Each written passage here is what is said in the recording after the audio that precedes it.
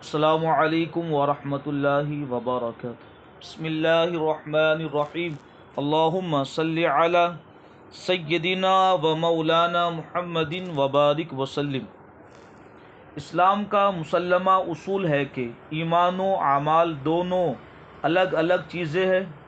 نماز، روزہ، حج و زکوٰۃ یہ سب اعمال ہے، ایمان نہیں۔ ایسا ہو سکتا ہے ایک شخص میں ایمان ہے مگر عمل نہیں۔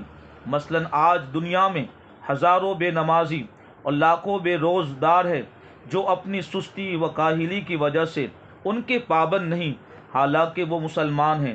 اسی طرح یہ بھی ممکن ہے کہ ایک شخص نماز و روزے کا بڑا پابند ہے مگر اسے ایمان کی دولت نصیب نہیں، جیسے منافقین کے نبی مکرم صلی اللہ علیہ وسلم کی اقتداء میں نماز پڑھتے اور روزے رکھتے، غزوات میں شریک رہتے، ان کا کلمہ عام صحابہ کی بنسبت زیادہ زوردار ہوتا، مگر قرآن حکیم نے ان کے اعمال ظاہرہ کی رعایت کیے بغیر صاف صاف اعلان فرما دیا، اذا جاءک المنافقون قالوا نشهد انک لرسول اللہ واللہ یعلم انک لرسولہ واللہ یشہد ان المنافقین لکاذبون۔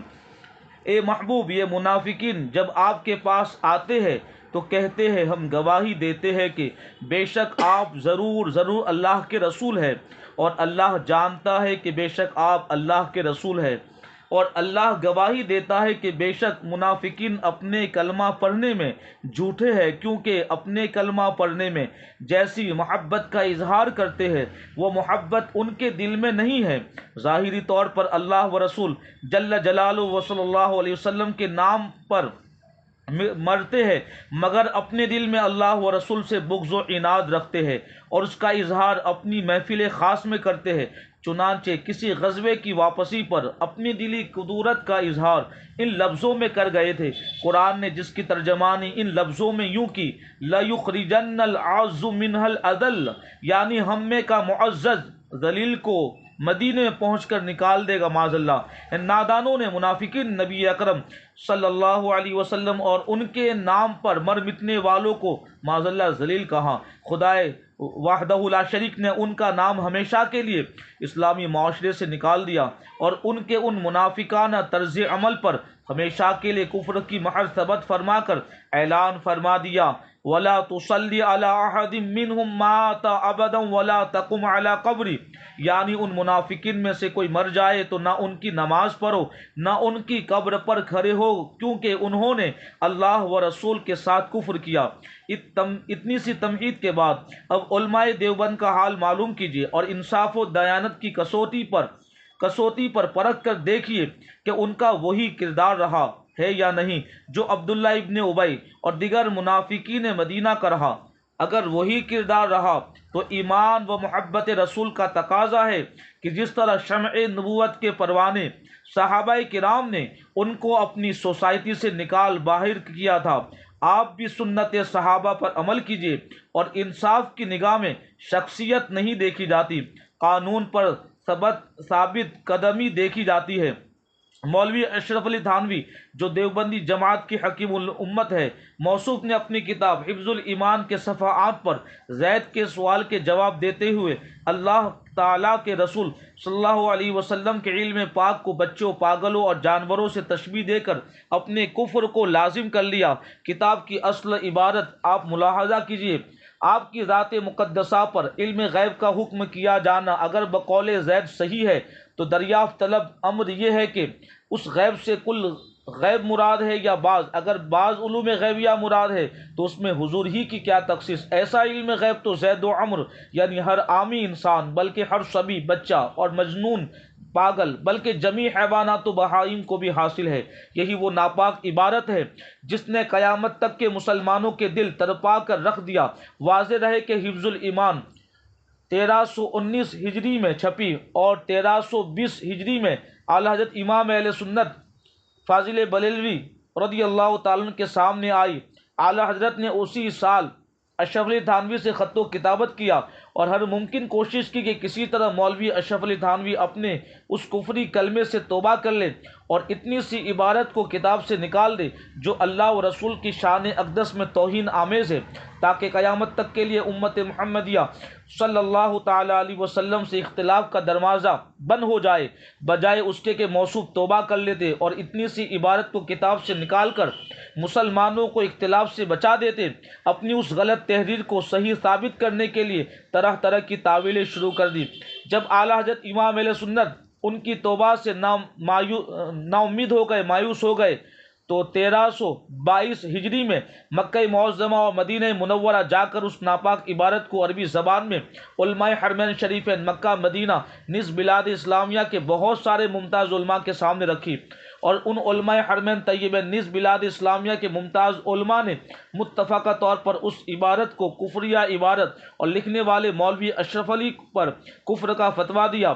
ساتھ یہ بھی تحریر فرمایا من شک فی کفری وعذابہ فقد کفر، یعنی اس کے کفر پر مطلع ہو جانے کے بعد بھی جو شک کرے وہ بھی کافر ہے۔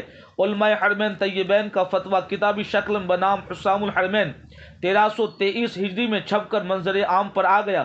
جیسے یہ کتاب منظر عام پر آئی، عام مسلمانوں کی طرف سے ان پر لعنت و پھٹکار پڑنے لگی، معاشرے میں انہیں منہ دکھانا مشکل ہو گیا۔ جب لوگ وہابی دیوبندی جماعت کے نام سے نفرت کرنے لگے تو شاطرانہ چال چل کر محض نماز و کلمے کے نام پر تبلیغی جماعت کی بنیاد رکھی گئی۔ یہ جماعت وہی رول ادا کر رہی جو منافقین مدینہ کیا کرتے تھے، یعنی لوگوں کے سامنے نماز و کلمے کی تبلیغ کرے اور دل میں اللہ و رسول اور محبوبان الہی سے کدورت رکھے۔ زمانہ گواہ ہے کہ اس جماعت نے جہاں قدم جمایا وہاں اختلاف کی بنیاد پڑ گئی۔ میلاد، قیام، سلام، فاتحہ، نیاز اور اولیاء کے آستانوں کی حاضری کو شرک و بدعت کہہ کر بند کرنے کی کوشش کی، جس کا نتیجہ یہ نکلا کہ باپ بیٹا، ماں بیٹی، بہن بھائی میں اختلاف پیدا ہو گیا۔ انصاف عوام کے ہاتھ میں ہے۔ خلاصہ یہ کہ مدارس کا قیام، مسجد کی تعمیر، کتابوں کی طباعت اور گاؤں گاؤں تبلیغ کا ڈھونگ رچانا اور ان کے اکابر سے یہ چیزیں ان کے اکابر پر سے کفر نہیں اٹھا سکتا۔ جس طرح شراب کا ایک قطرہ پورے کنویں کو ناپاک کر دیتا ہے، ٹھیک اسی طرح اللہ و رسول کی شان میں ذرہ برابر توہین بھی سارے اعمال کو اکارت کر دیتی ہے۔ چنانچہ قرآن کریم کا ارشاد ہے یا ایھا الذین آمنوا لا ترفعوا اصواتکم فوق صوت النبی ولا تجہروا له بالقول کجہر بعضکم لبعض ان تحبط اعمالکم وانتم لا تشعرون۔ ایمان والو، تم اپنی آواز کو نبی کی آواز پر بلند نہ کرو اور نبی کو ایسا نہ پکارو جیسا تم آپس میں ایک دوسرے کو پکارتے ہو۔ ایسا نہ ہو کہ کہیں تمہارے اعمال اکارت کر دیے جائے، برباد کر دیے جائے اور تمہیں شعور نہ ہو سکے۔ اس آیت سے معلوم ہوا کہ نبی کی بارگاہ میں ذرہ برابر کی توہین سے اعمال برباد ہو جاتے ہیں۔ مولوی قاسم نانوتوی نے ختم نبوت کا انکار کیا اور حضور کے بعد نبوت ملنی جائز رکھی، اور ان کے تیسرے مولوی رشید احمد گنگوہی نے خدا کی شان میں توہین کر کے اپنے اوپر کفر کو لازم کیا۔ چنانچہ انہوں نے اپنی کتاب فتاوی رشیدیہ جلد اول کے صفحہ 20 پر خدا کے لیے جھوٹ کو ممکن جانا۔ چوتھے مولوی خلیل احمد امبیٹوی نے اپنی کتاب براہین قاطعہ میں صفحہ 51 پر شیطان کے علم کو حضور کے علم سے بڑھایا۔ یہی وہ چار علماء دیوبند جنہوں نے اللہ و رسول کی شان میں توہین کی، جن پر علماء حرمین شریفین نے کفر کا فتویٰ صادر فرمایا۔ اب کون مسلمان ہے جو ان گندی عبارتوں کو لکھنے والوں کو مسلمان سمجھے گا؟ چنانچہ مولوی مرتضیٰ حسن دربھنگی خلیفہ مولوی اشرف علی تھانوی نے اپنی کتاب توضیح عبارت کی تعویل یہ کی کہ یہاں لفظ ایسا، اتنا اور اس قدر کے معنی میں ہے۔ اگر تشبیہ کے معنی میں ہوتا تو کفر کا پہلو نکل سکتا تھا۔ گویا مولوی مرتضیٰ حسن دربھنگی کی اس تعویل پر حفظ الایمان کی عبارت کا مفہوم ان لفظوں میں ہوا کہ اگر بعض علوم غیبیہ مراد ہے تو اس میں حضور ہی کی کیا تخصیص؟ اتنا علم غیب تو ہر عامی انسان، ہر بچے، ہر پاگل اور جانوروں کو بھی حاصل ہے۔ جبکہ دیوبندی جماعت کے شیخ الاسلام مولوی حسین احمد مدنی نے اپنی کتاب شہاب ثاقب میں لفظ ایسا کی تعویل یہ کی کہ یہاں یہ لفظ حفظ الایمان لفظ ایسا تشبیہ کے معنی میں ہے۔ اگر اتنا اور اس قدر کے معنی میں ہوتا تو البتہ تکفیر کی وجہ نکل سکتی تھی کہ حضور کے علم غیب کو جانوروں اور چوپایوں کے برابر کر دیا۔ اس تعویل پر حفظ الایمان کی اصل عبارت کا مطلب یہ نکلا کہ اگر بعض علوم غیبیہ مراد ہے تو اس میں حضور ہی کیا خاص ہے؟ حضور جیسا علم غیب تو ہر جانور اور چوپائی کو بھی ہے۔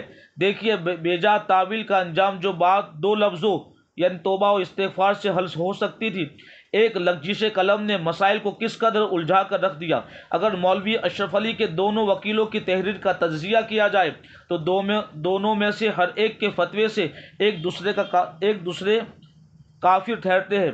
مثلا مولوی مرتضی حسن نے کہا کہ لفظ ایسا اتنا اور اس قدر کے معنی میں ہے، تشبیہ کے لیے نہیں ہے۔ اگر تشبیہ کے لیے ہوتا تو کفر تھا، جبکہ مولوی حسین احمد نے کہا کہ لفظ ایسا تشبیہ کے لیے ہے، اتنا اور اس قدر کے معنی میں ہوتا تو البتہ کفر تھا۔ اب نتیجتاً مولوی مرتضی حسن کے فتوے سے مولوی حسین احمد کافر ہوئے اور مولوی حسین کے فتوے سے مرتضی حسن کافر ٹھہرے، اور چونکہ دونوں اشرف علی کے وکیل ہیں اور وکیل کی بات موکل کی بات ہوتی ہے، اس اعتبار سے مولوی اشرف علی نے ان دونوں معنوں میں سے کوئی ایک معنی مراد لیا ہے، لہذا ان دو فتووں سے خود کافر ٹھہرے۔ یہ ہے کلم کا تضاد جو علماء دیوبند کو وراثت میں ملا ہے۔ خلاصہ ہے کہ مولوی اشرف علی کی کفری عبارت نہ کسی اسلامی پہلو کا احتمال رکھتی ہے اور نہ تعویل قابل مسموع، لہذا ان علماء دیوبند کو اطلاع پانے کے بعد برحق سمجھنا ان کے پیچھے نماز باطل ہے، اور کافر و مرتد مرد یا عورت اس سے دنیا میں کسی کا نکاح حلال نہیں ہے۔ اس لیے دیوبندی مرد و عورت سے سنی عورت اور مرد کا نکاح